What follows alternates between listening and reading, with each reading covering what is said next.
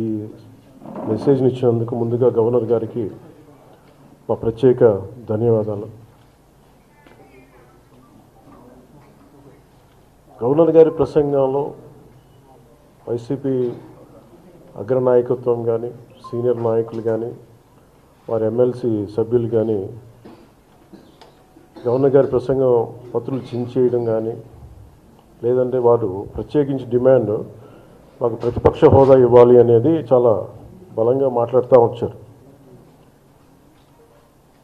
ఇది అడిగితే వచ్చేది కాదు, అది ప్రజలు ఇస్తేనే వస్తుంది.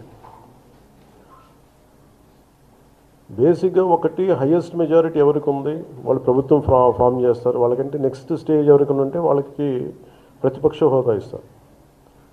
అంతేగాని గతంలో మేము ప్రభుత్వాన్ని పరిపాలించాం కాబట్టి మా ప్రతిపక్ష హోదా ఎవరికి ఇవ్వరు. కనీసం జనసేన కంటే కూడా ఒక సీట్ ఎక్కువ వచ్చినా కానీ వాళ్ళకి ప్రతిపక్ష హోదా దక్కేది. ఈ రోజున ప్రభుత్వంలో సెకండ్ లార్జెస్ట్ పార్టీ జనసేన.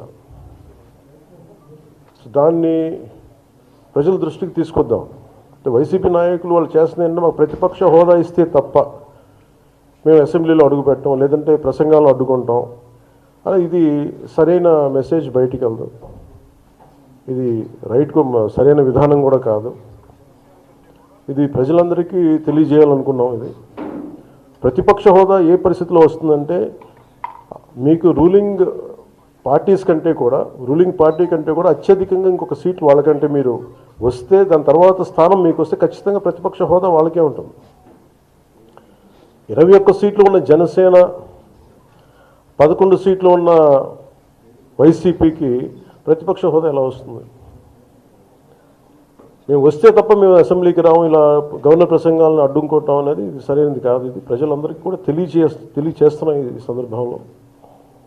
అందుకని ఇది భవిష్యత్తులో కూడా మేము కోరుకునేది వైసీపీ నాయకుల్ని, మీకు ప్రతిపక్ష హోదా ఇవ్వకపోయినా ప్రజలు మీకు 11 సీట్లు ఇచ్చారు, దాన్ని గౌరవించి మీరు అసెంబ్లీకి రండి. మీ స్థాయికి తగ్గట్టుగా మీకు ఎన్ని ప్రశ్నలు అడగాలో దాన్ని తగ్గట్టుగా ఇస్తారు మీకు. ఇవన్నీ దాటి మన స్పీకర్ గారు కూడా చాలా గౌరవంగా వాళ్ళు 11 సీట్లు వచ్చినప్పటికీ కూడా చాలా గౌరవంతో ఇంతకాలం వాళ్ళకి ఇస్తూ వచ్చారు. ప్రశ్నోత్తరాల సమయంలో కూడా ఆయనకి ఇచ్చారు. గతంలో కూడా ఇవన్నీ ఆయన రావడానికి కూడా ఆయన ఎలా రావాలి, ఏం చేయాలి, దానికి కూడా చాలా ఏమాత్రం ఇబ్బంది పెట్టకుండా గతంలో కూడా చేశారు. ఫస్ట్ మీరు మనకి గవర్నమెంట్ ఫామ్ అయిన తర్వాత కూడా వీటిని దృష్టిలో పెట్టుకొని వైసీపీ కొంచెం హుందాగా వ్యవహరించాల్సిన అవసరం ఉంది. వైసీపీ నాయకులకు కూడా మీకు బాధ్యత ఉంది.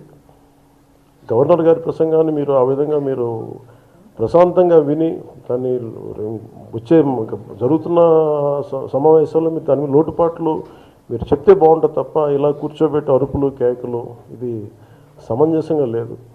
అంటే అర్ధాంతరంగా ప్రతిదానికి అసెంబ్లీలోకి రాగానే గొడవ పెట్టుకోవాలి, దేన్నైనా విభేదించాలనేది ఇది ఒక చాలా లో లెవెల్ ఆలోచన విధానం, లో లెవెల్ స్ట్రాటజీ. అది మీరు అప్గ్రేడ్ అవ్వండి, మీరు అప్లిఫ్ట్ చేసుకోండి, మీరు కూర్చోబెట్టి డెమోక్రటిక్ ప్రాసెస్కి గౌరవం ఇవ్వండి.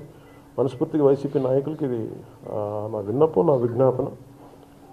This what I would like to say. And నిజంగా కావాలి అంటే మీరు ఈ 5 సంవత్సరాల్లో మీరు ప్రతిపక్ష హోదా మీకు రాదు, అది మీరు మెంటల్గా ప్రిపేర్ అయిపోండి.